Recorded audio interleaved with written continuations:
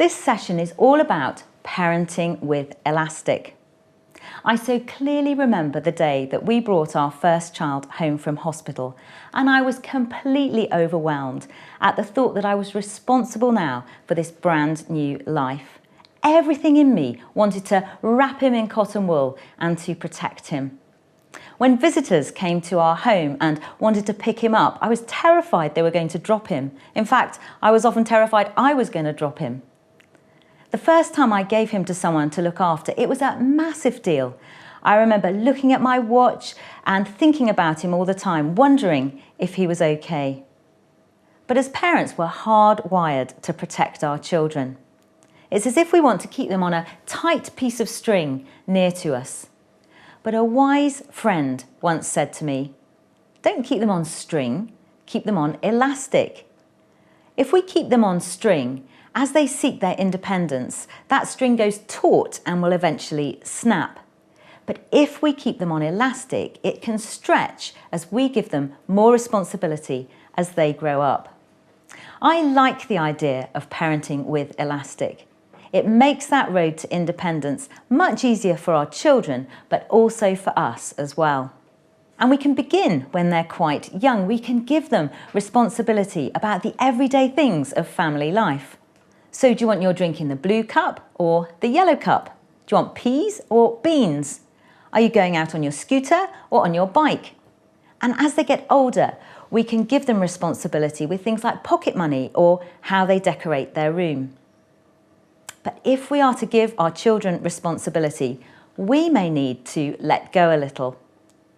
I remember allowing my daughter to choose what to wear for a family celebration and having to bite my lip when she chose to wear her favourite shoes, black Patents Dr. Martens with rainbow laces. They weren't my first choice. I wanted her to wear pretty shoes. But giving her that responsibility meant that I had to learn to live with her choice and also to choose to ignore some of the disapproving looks and comments from some of the aunts and the uncles that were there.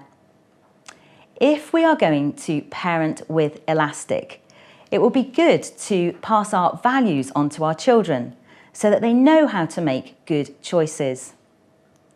Values are like the compass for our lives. It's the framework, the reference point that help us to make decisions. And they can be about things to do with the environment, about faith, or simply the things that we believe are right or wrong.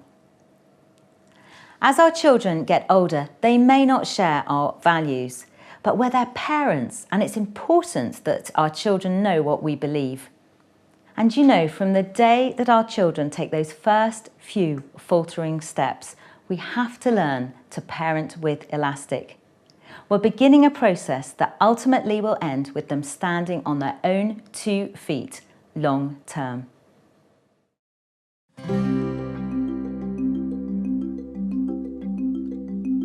Freedom is good because it shows that you're able to trust your children, but too much freedom isn't good, because then they'd run wild. Probably less than what we did. Yes, they're going to have, I suppose it seems they're going to have enough freedom to sort of discover things for themselves. Probably give him more freedom than I should. Kids should have enough freedom to be able to play and to learn and be creative. If you give them too much, they might just go up and mess about, really. You need to give them a bit of space and not be on the backs all the time, but you need to be very careful with them. So I think it varies, you know, some children maybe can handle more freedom than others, so they're all different. It's very strict. We were strict parents, I'm afraid. Very strict, yeah, very strict. They turned out all right. They're not on drugs, they've never been in jail or anything like that. And they got careers. They brought 2 children up themselves. So. My mum used to say to me, I give you an inch, you take a mile, kind of thing, but as long as she kept pulling me back, I were always where she sort of wanted me to be or around about there.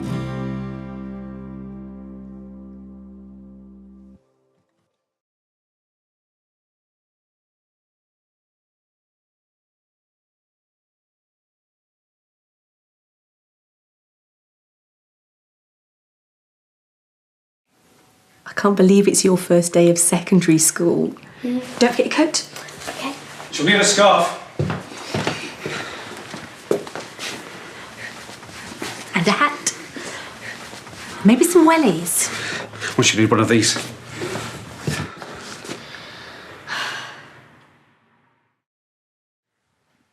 Is that enough?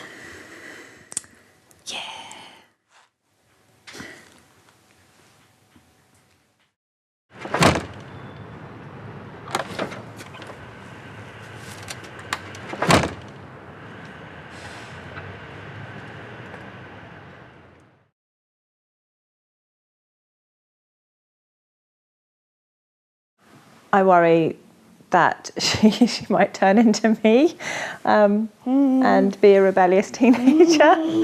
I worry about all sorts of things. I obviously worry about the dangers outside. I worry that she's not getting enough exercise, vegetables. I worry that we'll stop communicating and I won't understand her and she won't feel that she can come to me.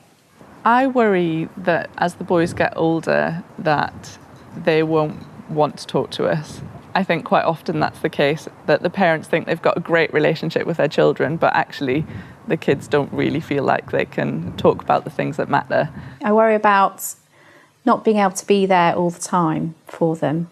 And, you know, as they get older, they have more and more independence. So going to somebody else's house or going on the computer, what are they looking at? Or as they get older, you know, having a phone.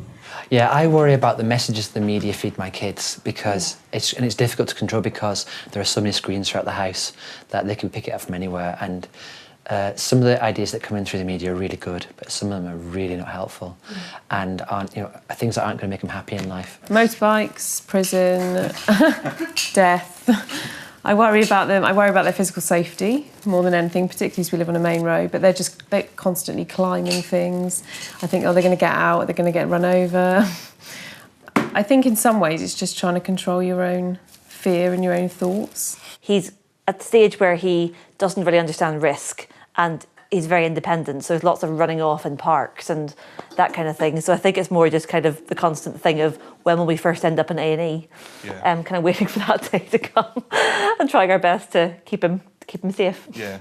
Kind of have quite a few worries about, you know, who he's gonna, you know, hang out with and, you know, and how he's going to be at school and that kind of stuff. Yeah. My worries as they're getting older is probably issues like bullying, and also I suppose maybe all parents fear this is getting into the wrong crowd and getting into drugs. I think for me the biggest worry is just the outside influences, and as they grow older they've got choices and we're not always going to be there, like when they're at school, when they're out with their friends, to help them make those choices, and you just hope that you've given them values and brought them up in such a way that they will make the right choices in difficult situations.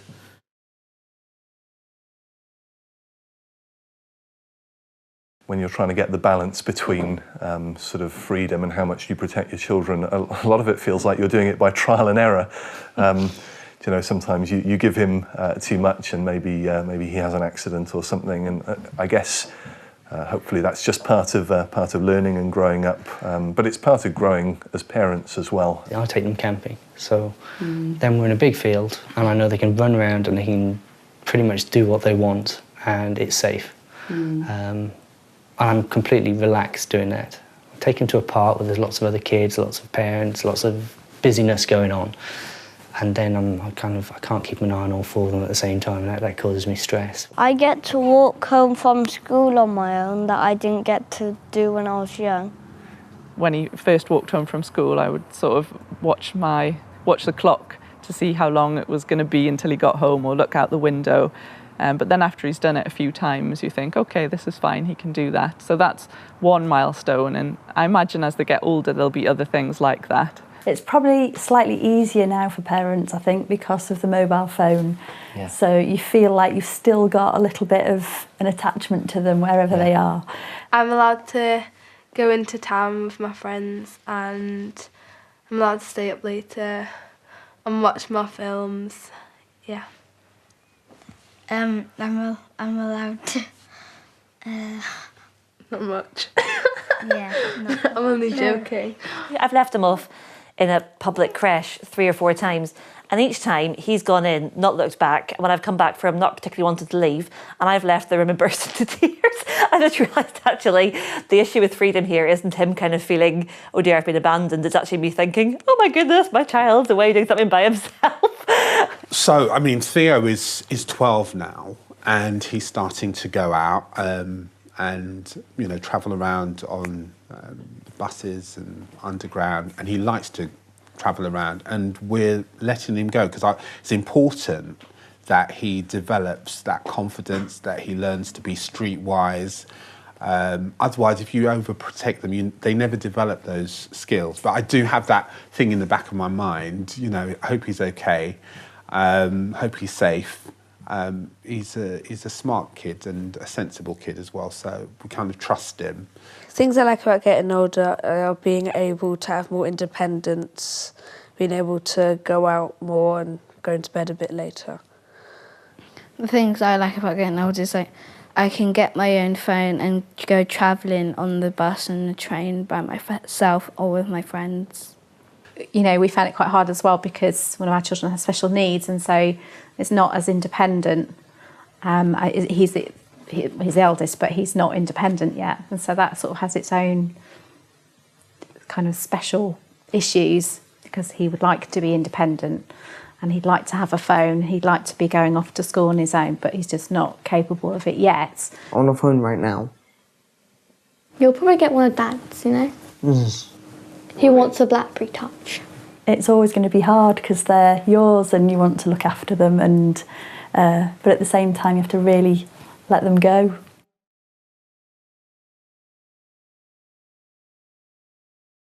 I imagine as a parent it can be very tempting to sort of want your children to be interested in just exactly the same things as you, and actually they may be they're individuals in their own right, and so Even if he chooses football over rugby. that's right. With Caleb, who's nearly 3, you can tell he's starting to realize that he can make decisions. An example was wanting to wear a blue shirt rather than a yellow t-shirt. You know, Sian is old enough now, she gets up and she'll sort herself out for school, which is great, so she'll do her own packed lunch. I mean, it's always the same. It's quite funny that you give them that bit of choice, and she always has the same thing. You'd think, you know, she'd be like trying, I don't know, really random, radical things, but it's not. She decides what we have for breakfast most mornings. She decides what she's going to wear most days. What else do I let you decide? She decides what she wants to watch on telly. In telly time, you decide what books you want to read. Yeah. At reading time. Most of the decisions she makes herself. As the boys grow up, we'd like them to learn different life skills. So one of the things that we do is that we give them pocket money each week. And sometimes that can be hard because you see them buying things and you think, well, that's rubbish, I wouldn't buy that. But at the same time, you think, well, that's their money and they can make their own choices. They've got their money jars, so when they have a certain amount of money, they'll be allowed to spend it on something. But we would say you can have this or this, not just anything, because you'd end up with a load of rubbish. You know?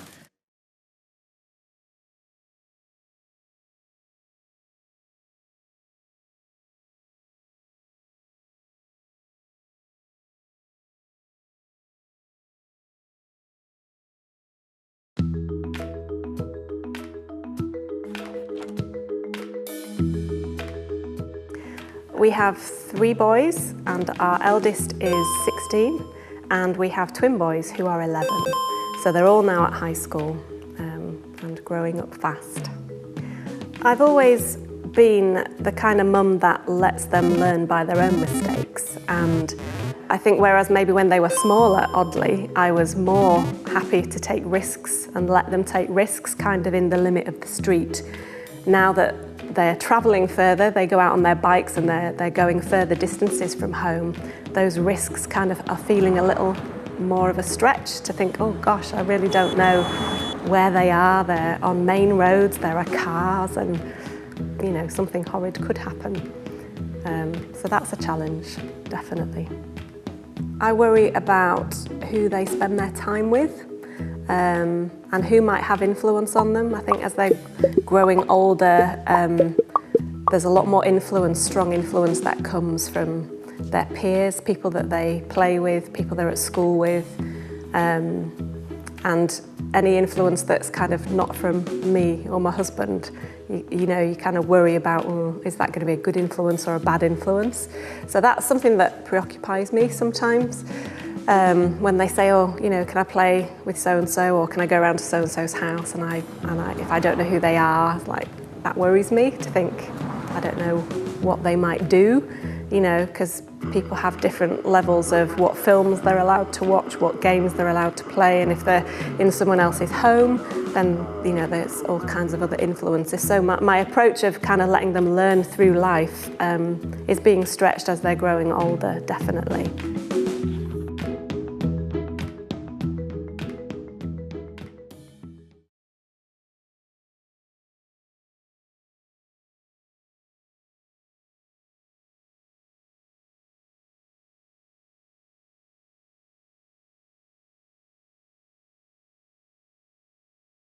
In this session, we've been looking at how we help our children on that journey to independence.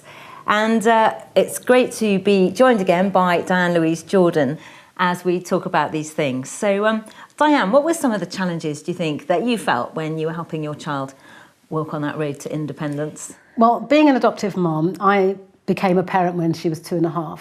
And I just remember thinking, I'm so glad she's only 2.5 because she's completely within my control. You know, I will know 24/7 where she is and how safe she is, because I think with every parent, it's our heart's desire just to protect our children, make sure there's nothing fearful, nothing horrible that's going to ever touch them. And we want to be that sort of protective force for the rest of their lives. Well, I certainly did anyway. And it is hard, isn't it? I think, and the truth is, it starts that first day, they take those first little steps, and then each time, you know, they go to a new situation. So the first time that you take them to the creche or the playgroup, their first day at school, their first day at secondary school, and on we go. And each time we have to trust them, we have to allow them to take some risks. And as parents, you know, our every wish is to our instinct is to protect them. And so it is hard, I think. And you know, the truth of it is, sometimes the older they get, the harder it is. When they're small, we think, you know, when they go to nursery, it'll be easier, or when they go to school.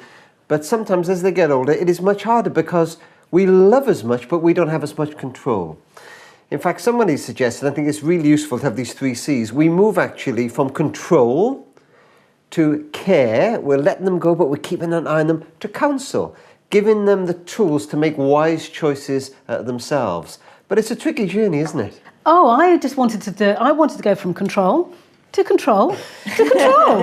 What's wrong with that? And I remember when my daughter started going to school, and the school was literally within, I think it was less than a minute's walk. It was a walk across a little park, a road, and then she was in school. And I remember doing that journey with her morning after morning, thinking, she will never do this on her own. How could I allow her to do that? What a wicked parent I would be to do that. Anyway, it came to the point where she was going to make her own way to school. And I remember on the first day, I was so filled with anxiety as she skipped to freedom. And she navigated the path and the road, and she arrived at school safely. If I'm honest, I confess, I followed her, you know, 10 minutes behind. And then towards the end of the day, when she was due to come home, I was fretting once again, thinking, will I ever see my precious child ever again? She came home safely, and obviously she did that for as long as she was at that primary school. It was fine. But then there came the next hurdle and the next hurdle about letting them go. But and actually, we don't do them any favours, do we? If we're always at their shoulder, we're not always going to be there. You know, every time they forget something at school. I mean, I guess we've all had those text messages, you know, can you bring in the ingredients for the lemon meringue pie that I've got to cook and I've forgotten. And I have to say, I think the first term at secondary school, I always took stuff in because I think that's really hard. But actually, in the sixth form, when they're still asking you for their football kit, I used to say, no, you have to learn to remember it. in fact, our role is to get them ready for the day when we're not there. Yeah. And that begins from the day they start toddling and fall on their bottoms and know a little pain. One psychologist said that just as the toddler fumbles with their shoelaces, so as they get older they must fumble with tasks, sometimes getting them wrong. And she said the parent who always intervenes robs that child of something precious, a sense of self. And it's not just the physical safety. We want them to make wise moral choices, and we want them to have values that we consider to be the best values for life. And I think it's often said, isn't it, that our values are more often caught than taught. And actually, I think that's so true. I remember once I was in a real hurry. I'd collected the children from school and we needed to buy some bread. And I parked on a double yellow line and ran in, to get the bread and came out and they were beside them. So, Mummy, you parked on a double yellow line. And I was going, oh, it doesn't matter. What I was saying to them was, that was a rule that they thought was there. And I was saying that didn't matter. And I think sometimes it's the little things that they pick up, that teach them. Yeah, and I think you're right, Catherine. It is true, isn't it, that in the formative years, what we model to our children as parents is the greatest influence in their life. We, just by default that we're in their lives more than anybody else, we're their greatest influence. So that gives us an opportunity to show through our actions how we want them to live. And when they're little, we're worried that they're not listening to us. Actually, the problem is often the opposite. Not a word is lost. And an action. If we take them into the cinema and say you're 10 instead of 12 to get a cheaper ticket, don't expect them to be honest in school. So it's quite a challenge, isn't it?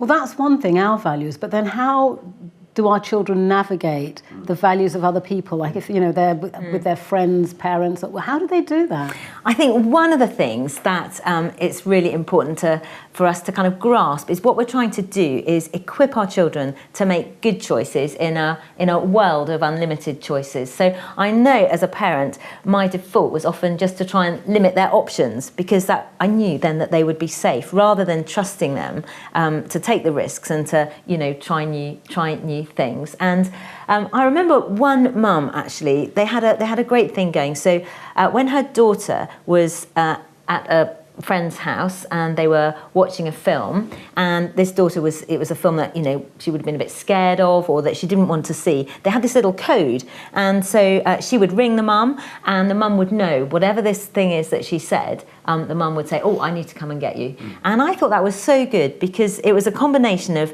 equipping this child to make that choice, but also the mum was there protecting her as well. It's always a balance, isn't it, between keeping them safe and letting them go. And of course, ultimately, with their parents, we have to keep them safe. So it's that tussle, isn't it? It's why being a parent is such a tough job. Well, I think one of the things that we can help our children with is this whole business of helping them move to independence.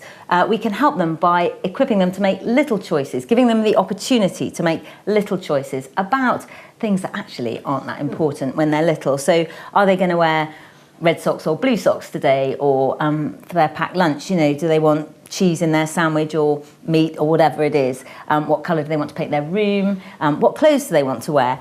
And as we do that, I think we're helping them make those choices about the little things that then equips them and builds trust, actually, and helps them make the decisions about the more important things as they grow up. And I guess that's what we've been talking about, really, equipping our children for independence. And so out of all that, Diane, what would be your top tip that you'd want? If there's one thing that you could say to parents from this session? Well, I would say that if you want your children to catch your values, then the best thing to do is to model them. Model, model, model. Brilliant. Brilliant.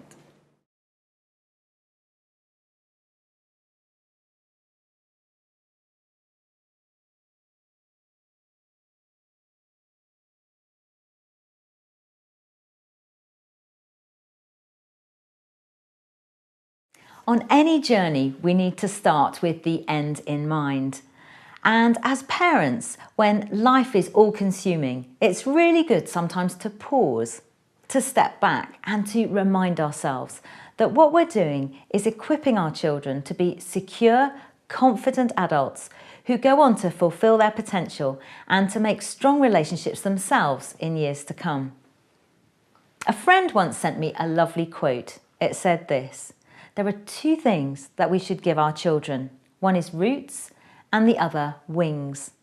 And in these formative years, our focus is on helping them put down those strong roots, building character and placing values in their lives.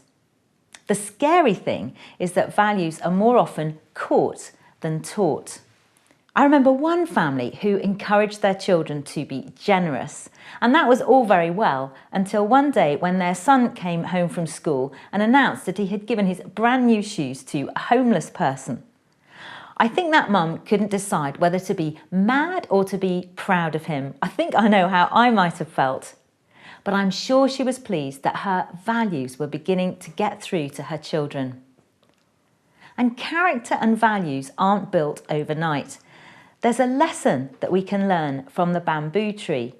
After the seed for that amazing tree is planted in the ground, you see nothing for 4 whole years, apart from a little shoot that comes from the bulb. And during that time, all the growth is in this massive root structure that grows deep and wide under the ground. And then, in the 5th year, that tree grows 80 feet tall.